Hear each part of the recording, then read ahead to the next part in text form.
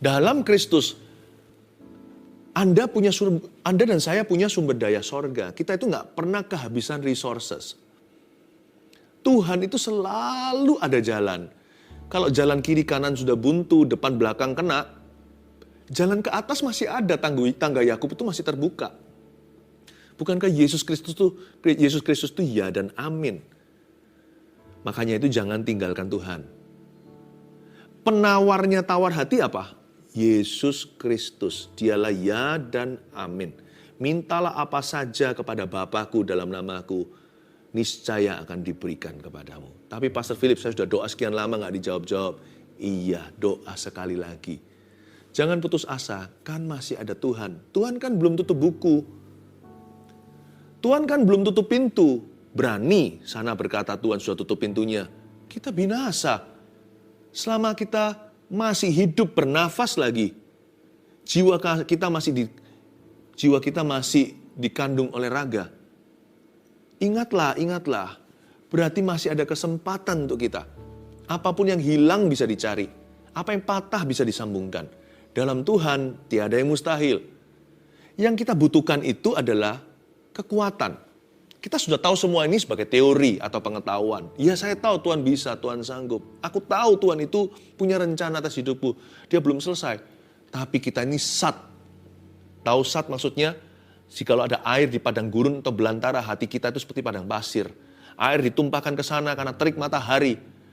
Karena tekanan jiwa kita itu menguap seketika. Kayaknya semua pengetahuan itu hanya ada di kepala. Tapi hatiku itu gak bisa rasa apa-apa lagi. Hambar sudah rasanya itu, maju gak mau, mundur gak bisa, ya kan? Hidup gak niat, mati gak berani. Kalau gitu itu hati Anda, hati-hati loh. Di dalam kondisi seperti itu, kita bisa banyak kecolongan oleh setan. Ingatlah, fokuskan hatimu kepada kekuatan Tuhan. Minta kekuatan yang baru. Kalau Anda sendiri gak bisa berdoa, minta orang lain doakan. Kalau Anda gak bisa masuk hadirat Tuhan, masuklah dalam hadirat Tuhannya orang lain. Loh, Tuhanku ya Tuhanmu. Tapi ketika Anda gak bisa masuk hadirat Tuhan, saya bisa masuk ke hadirat Tuhan. Anda bersama dengan saya, Anda masuk bersama dengan saya. Bukan berarti sayalah pengantara antara Anda dengan Allah, bukan. Tapi izinkan orang lain membantumu. Jangan lari malahan. Banyak orang itu kesalahannya di sini jadi fatal sekali. Hatinya tawar, dia gak cari penawar, dia malah lari dari Tuhan. Masuklah hadirat Tuhan. Sebab setiap hari selalu ada kekuatan yang baru. Ketika semua yang kau tahu tentang Tuhanmu, apapun yang kita kenal tentang Allah, hanyalah pengetahuan belaka, itu saya rasa jawabannya terletak pada jamahan. Yang Anda dan saya butuhkan bukan jawaban, tapi jamahan. Kurindukan Kau melawatku Tuhan. Kurindukan Engkau menjamah aku ya Tuhan. Sebab setiap hari selalu ada kekuatan yang baru. Ngomong begini, aku tahu saat ini hatiku tidak bisa dipercayai. Perasaannya ini menipu. Aku kepingin lari, tapi aku tahu Tuhan, kasih-Mu cukup bagiku. Kuasa-Mu sempurna saat ku lemah. Justru ketika aku lemah, Engkau kuat ya Tuhan. Beriku kekuatan yang baru. All you need to do is ask. Yang perlu kita lakukan hanyalah minta dan memohon kepadanya. Simple saja, Tuhan beri aku kekuatan. Nanti lihat ya, Tuhan kirim kekuatannya. Mungkin Anda belum merasa apa-apa waktu berdoa. Setelah Anda keluar dari kamar Anda, you feel better already. Itu aneh loh. Waktu kita doa kita nggak merasa. Tapi setelah kita keluar dari ruang doa kita, we become more calm atau kita merasa lebih tenang. Masalahnya tetap sama. Tapi kitanya lebih kuat. Lalu belum lagi nanti pertolongan Tuhan datang. Lalu ada orang lain meneguhkan. Tiba-tiba seorang sahabat lama sekali gak pernah kontak. Saudara seiman berkata, aku semalam dibangunkan Tuhan untuk berdoa untuk kamu. Kamu gak apa-apa, are you okay? How are you? Kita terkejut. Tuhan itu peduli ya. Kita mulai bergairah, jiwa kita mulai diangkat. Perlahan-lahan kita mulai mendengar suara Tuhan. Lalu Tuhan letakkan solusinya ketika kita mendengar suaranya. Setiap hari itu ada kekuatan yang baru. Jangan sampai hati kita tuh tawar, sebab ada penawarnya. Bahkan ketika kita menghadapi maut pun gak boleh tawar hati kok. Tuhan itu komitmennya sama kita itu end to end. Ujung ke ujung dia Alfa Omega. Dia nggak hanya menenung kita di kandungan mama ketika hari kelahiran kita. Dia ada di sana. Tuhan itu sudah ada di hari kematianku. Saya nggak tahu kapan itu. Tuhan itu sudah ada di ujungnya. Tuhan Yesus itu juga gerbang sorga. Dia bukan hanya jalan kebenaran, bukan hanya kehidupan. Dia juga jalan kepada Bapa. Jadi Tuhan Yesus itu ada di situ. Hatiku tidak perlu tawar. Sebab setiap hari Tuhan akan menyediakan kekuatan yang kuperlukan. Tawar hati bukan standar anak-anak Tuhan. Tawar hati itu biasanya adalah sebuah kondisi di mana kita sudah lepaskan semua pengharapan. Saya ngerti kalau Anda capek, kalau Anda letih. Nggak apa-apa akui, nggak usah sangkal-sangkal diri. Banyak orang menyangkali, nggak apa-apa kok aku kuat. Padahal dia sudah rapuh setengah mati. Kalau nggak kuat ya ngomong apa adanya. Aku nggak kuat lagi. Tapi jangan nyerah. You may rest but don't quit. Kita boleh istirahat. Take a break. Ya kan? Istirahat dulu, rehat. Tapi jangan sampai kita menyerah, lemparkan handuk putih. Kalau Anda nggak kuat, ngomong apa adanya. Aku nggak kuat. Doakan aku. Nggak ada salahnya dengan berkata gitu. Pray for me. Waktu kita didoakan, sometimes kadang-kadang kita merasa kuasa Tuhan bekerja. Ada orang yang kita doakan tiba-tiba dialiri sebuah perasaan seperti disetrum oleh Tuhan. Ada orang merasa hangat seperti dipeluk seseorang. Ada orang merasa sejuk seperti hawa plong sorga. Ada orang nggak merasa apa-apa tapi tenang damai sejahtera. Tapi setelah didoakan itu loh, kita rasa kok ada kekuatan baru ya. Aku nggak sepanik tadi ya. Aku nggak seputus asa itu seperti mau bunuh diri. Serasa ada pengharapan, padahal saya belum melihat solusi. Kalau Anda tidak kuat, minta kekuatan. Sebab itu kami tidak tawar hati, tetapi meskipun manusia lahiriah kami semakin merosot, namun manusia batiniah kami dibaharui dari sehari ke sehari. Every day, tiap hari Tuhan sudah menyediakan kekuatan baru. Katakan amin. Ayat 17. Sebab penderitaan ringan yang sekarang ini mengerjakan bagi kami kemuliaan kekal yang melebihi segala-galanya. Jauh lebih besar daripada penderitaan kami. Wait. Tunggu. Coba kita pikir ulang. Siapa yang bicara ini? Who's talking now? Kalau yang ngomong ini orang yang hidupnya nyaman, gak punya problema, saya gak akan dengarkan. Tapi yang ngomong ini, yang tulis ini adalah seorang yang sudah sangat-sangat familiar dengan penderitaan. Orang ini yang menulis kalimat sebab penderitaan ringan yang sekarang ini, dia sebut penderitaannya ringan, adalah seorang rasul yang dipenjara, dicambuki, lewat kapal karam, difitnah, huru-hara. Apalagi duri dalam dagingnya. Sebut satu persatu dalam resume kurikulum fitnya. Orang ini aduhai penderitaannya. Kok bisa ya? He talks so light of his sufferings. Dia bicara begitu enteng atau meremehkan, mengentengkan atau meringankan penderitaannya sendiri. Itu loh orang Kristen. Belajar seperti Paulus. Anak Tuhan tuh nggak boleh hiperbola kalau soal penderitaannya. Kalau orang lain sakit kita turut menangis, orang lain baru menetes air mata, kita sudah meratapinya, nggak apa-apa. Itu namanya belas kasihan. Menangislah dengan orang yang menangis, kata Yakobus. Tapi kalau kita digencet sedikit oleh kehidupan, kena tekanan langsung nangis sejadi-jadinya, belum apa-apa. Orang lain mungkin hanya baru meneteskan air mata, kita sudah merengek-rengek mau mati. Berarti kecil sekali kekuatan kita. Sampai-sampai dikit-dikit betahan atau tidak tahan imannya. Kurang tabah lah kira-kira. Tapi orang yang ngomong ini, yang bilang ini adalah seorang rasul yang kerap kali menderita. Saya ulang ya, sebab penderitaan ringan yang sekarang ini. Penderitaan ringan yang sekarang ini. Ulang lagi, penderitaan ringan yang sekarang ini. Light suffering. Penderitaan ringan yang sekarang ini. Saya ulang lagi, sampai meremah di dalam jiwa kita yang suka besar-besarkan masalah sendiri. Saya tahu masalahmu besar. Tapi nggak segede itu, percayalah. Pastor Philip nggak tahu sih, masalah saya juga besar juga nggak segede itu. Saya nanti buktikan kenapa masalah kita semua ini kecil. Saya ulang lagi dulu.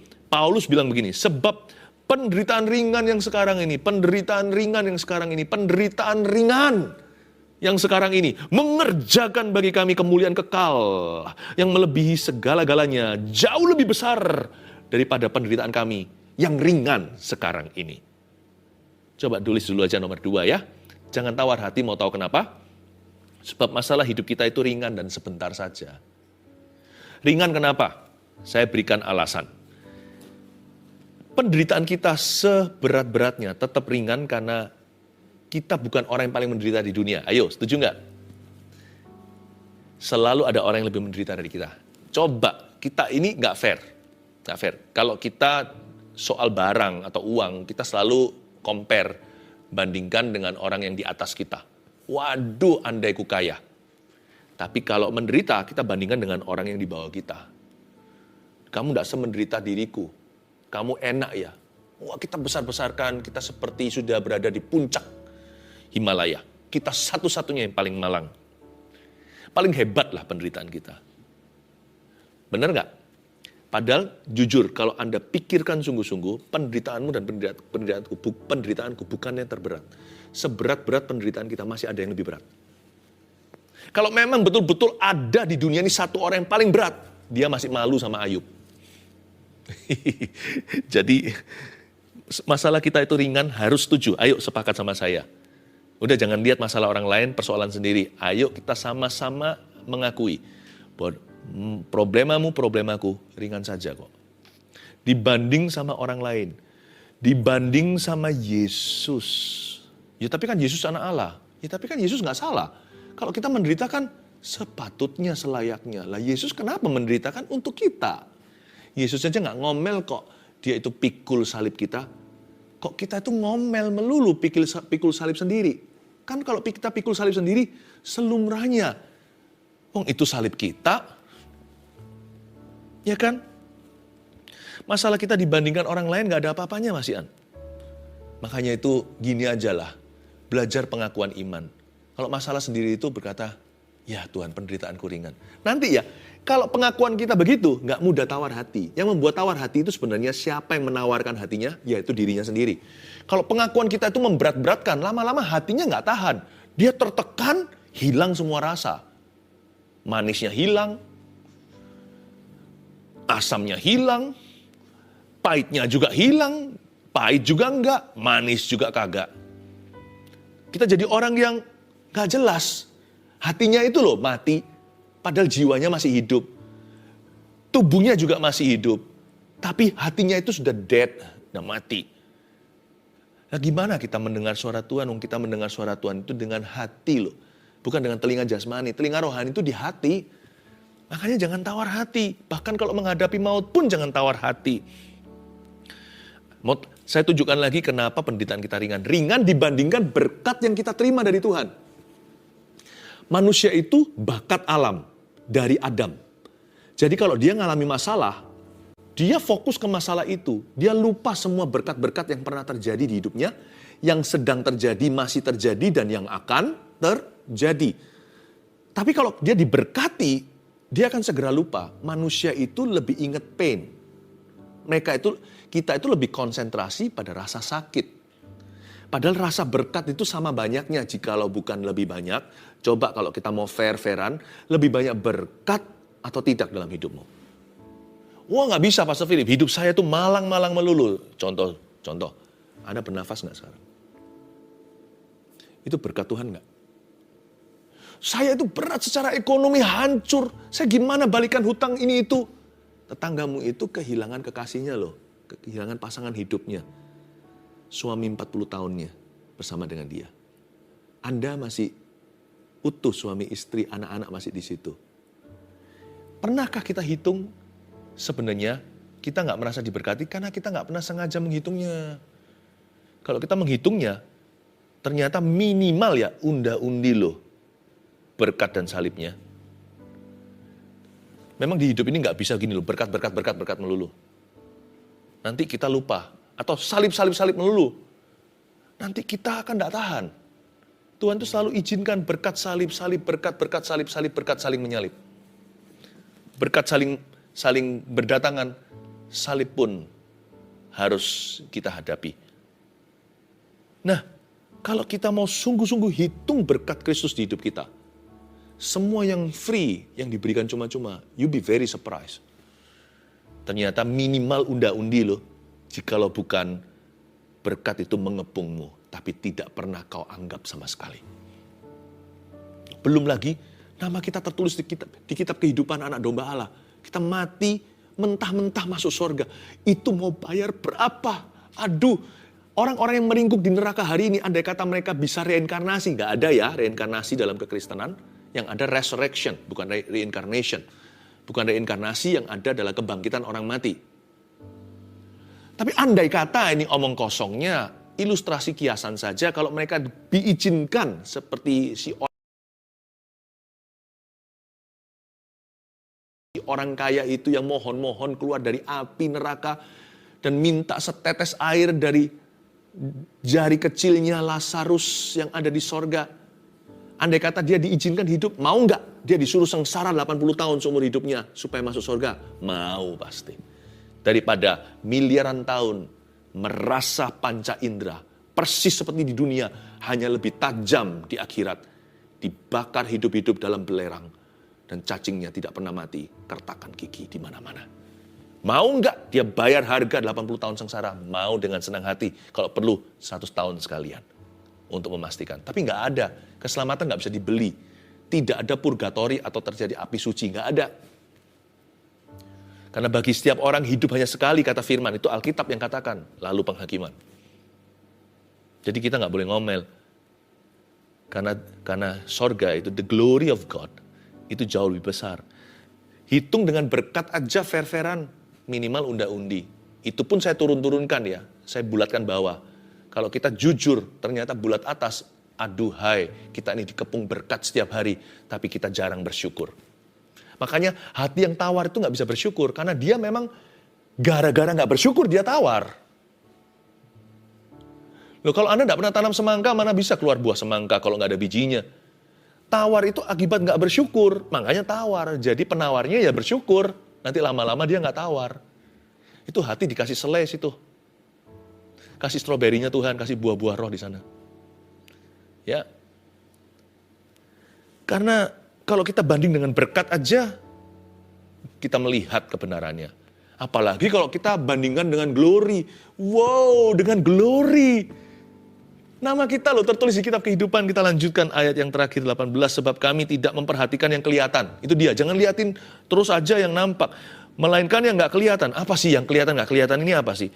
Karena yang kelihatan adalah sementara. Ini bicara tentang hidup di dunia. Sedangkan yang tak kelihatan adalah kekal.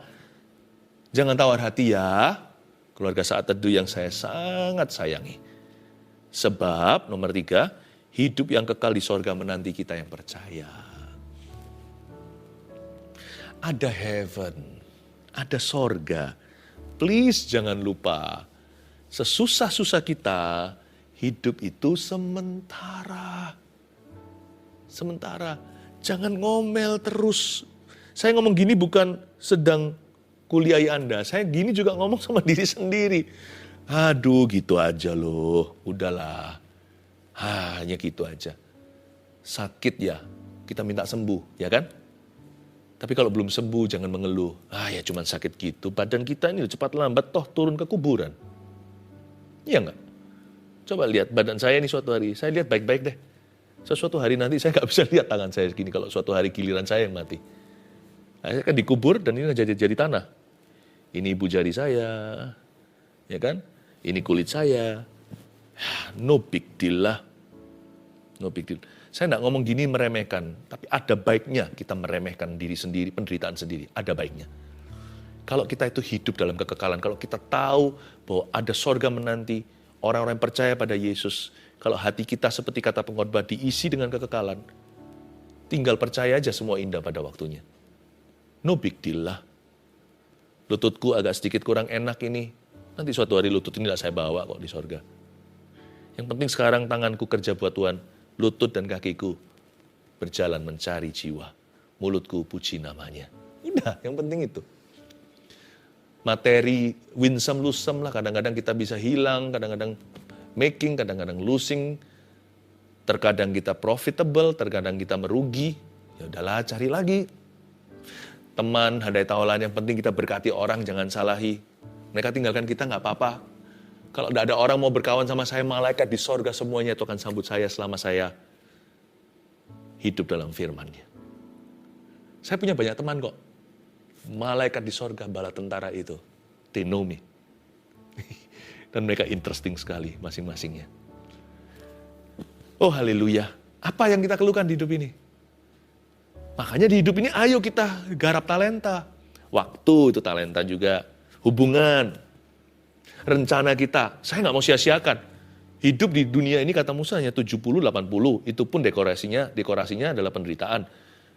Dan kalau kuat dia bisa sampai 80. Ada beberapa orang sedikit yang 90. Bahkan 100, 99. Tapi rata-rata kan segitu.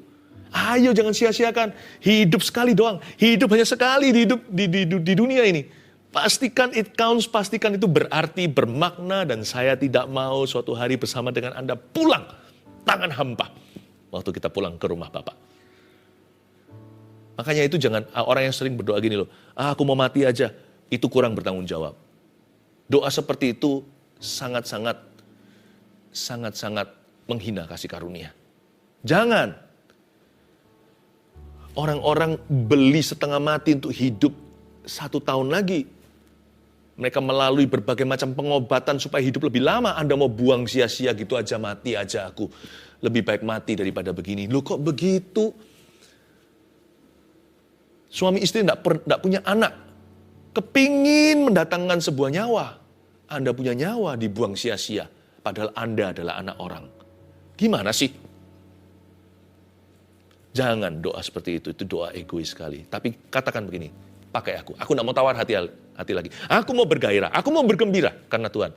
Aku tidak mau hidup pesimis lagi. Hidup ini sebentar saja. Sebentar dibandingkan miliaran tahun kemudian. Karena itu bukanlah fantasi, itu firman Tuhan.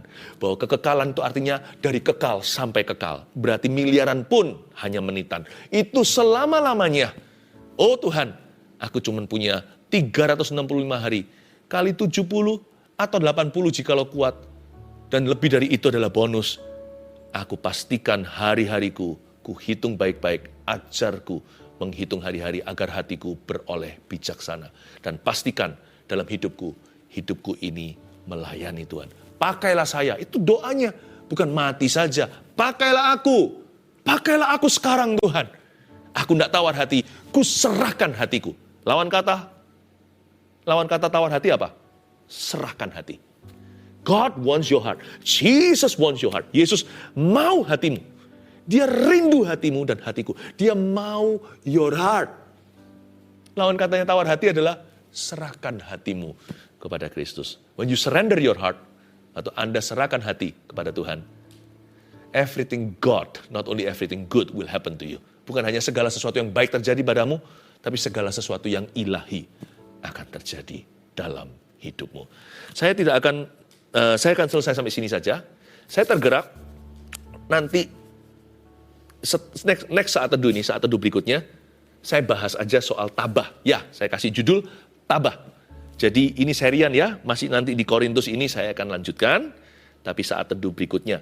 Dan saya tergerak juga, ada dorongan di dalam roh saya untuk mengajak keluarga yang punya anak berkebutuhan khusus. Anda suami istri yang punya anak-anak special need. Nanti keluarga saat teduh bersama dengan saya akan mendoakanmu. Di saat teduh next berikutnya ini ya, yang saya kasih judul tabah. Nanti saya kupas tabah itu apa. Tapi sementara sekarang jangan tawar hati. Udah, cukup di situ dulu, jangan tawar hati. Kalau Anda sudah nggak tawar hatinya, next-nya, berikutnya, level selanjutnya adalah Anda belajar tabah. Lalu menang dengan gilang gemilang. 1, 2, 3 apa aja poinnya? Jangan tawar hati sebab setiap hari selalu ada kekuatan yang baru. Siapa rindu di jamaah Tuhan? Angkat tangan. Yes, praise the Lord. Saya bisa lihat tangan-tangan Anda. Jangan tawar hati sebab masalah hidup kita itu ringan dan sebentar saja. Ringan masalah hidupku. Nggak seberapalah dibanding orang lain. 3, jangan tawar hati sebab hidup yang kekal di sorga menanti kita yang percaya. Yang percaya Tuhan katakan, Amin.